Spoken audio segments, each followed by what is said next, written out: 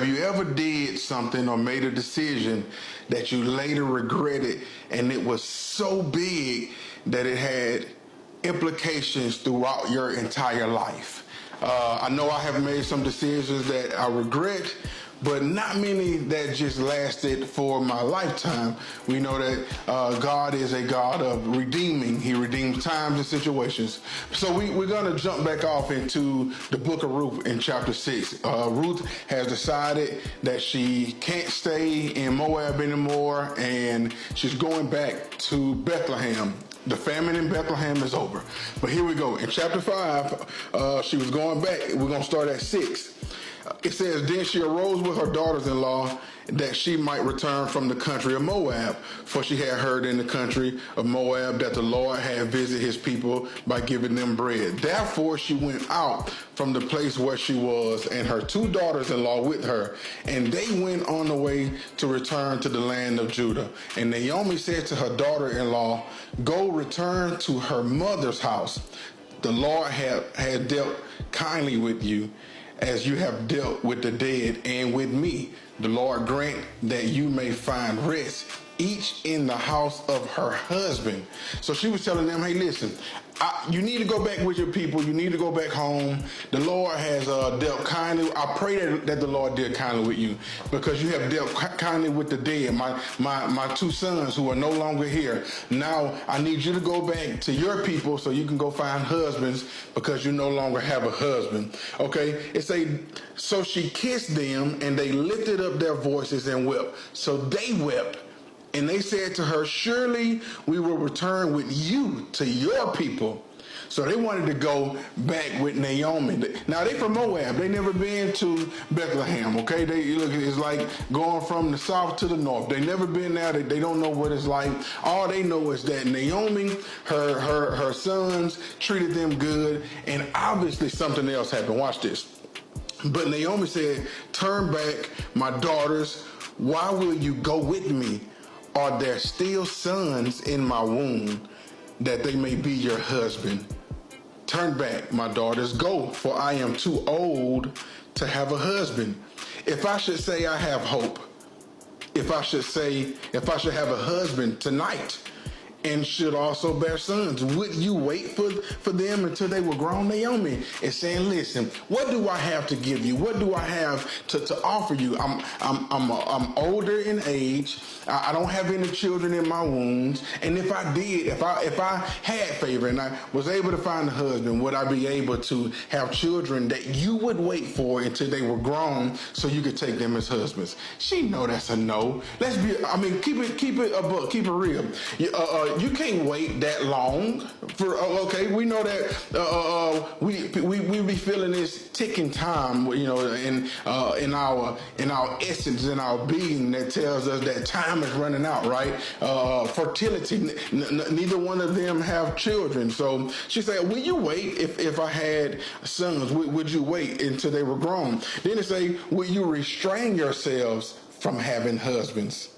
See, she's talking now. She's saying, could you be celibate? Could you practice abstinence? Could you actually not do the thing that you've been doing with your husbands?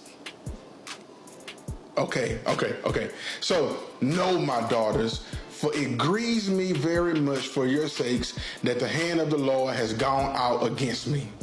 So now she say the hand of the Lord has gone out against her. Naomi is feeling grief. She's feeling extreme grief. She's lost her husband and her 2 sons. Some of us know what that's like. Some of us know what that is like. Say, then they lifted up their voices and wept again. And Orpah kissed her mother-in-law, but Ruth clung to her. Watch this. And she said, look, your sister-in-law has gone back to her people and to her gods. Return after your sister-in-law. But Ruth said, entreat me not to leave you, or to turn back from following after you. For wherever you go, I will go, and wherever you lodge, I will lodge. Your people shall be my people, and your God shall be my God. Where you die, I will die, and there will be I buried. The Lord do so to me, and more also, if anything but death parts you and me. Listen to me. I want to ask you a question. For one, are you obedient to the voice of God? Watch this. Orpah turned. Not only did she turn, she went back, it says, to her gods. See, we got to understand that it just wasn't Naomi that she was leaving a lifestyle. She was leaving a place that she was secure in, that God had her for that season. But she left it and turned back to her people and her God. Remember, Moab was a place where they would sacrifice to the idol god Baal. So she was going back to that. But Ruth said something. She said something amazing. She said that I am going with you. Your God is my God. Your people is my people. Where you die, I will die. See, sometimes it's some hard situations that we have to get through, some hard situations and seasons that we have to endure. And in enduring these situations, sometimes we have to go through a lot of struggle. See, here's the difference between the Tyler Perry movie and the actual book of Ruth. Naomi and Ruth love each other. They knew each other. 10 years she had been with her. She loved Naomi's God, and Naomi God loved her. I got a question. What decision did you make that you know you should obey God? The Lord told you to do something and you didn't do it. You turned away, like Orpah, and you didn't go the way that you should have went. I know it's some situations that we get into, a lot of situations that we get into, that we just don't hear as clearly as we think because the road ahead is hard. And we can see it. It's struggle, tribulations. We can't see our way through. But Naomi said, no, go back. I don't have anything to give to you. And Ruth, in her obedience, said, nah. Your God is my God, and I'm going wherever you go. And may the Lord do something to me if I do other than what I said. Here's something that I want you to get. Orpah is never heard again after this. She returned back to her people. There's some Jewish historical documents that says Orpah went back, and she is the mother of Goliath and his three brothers.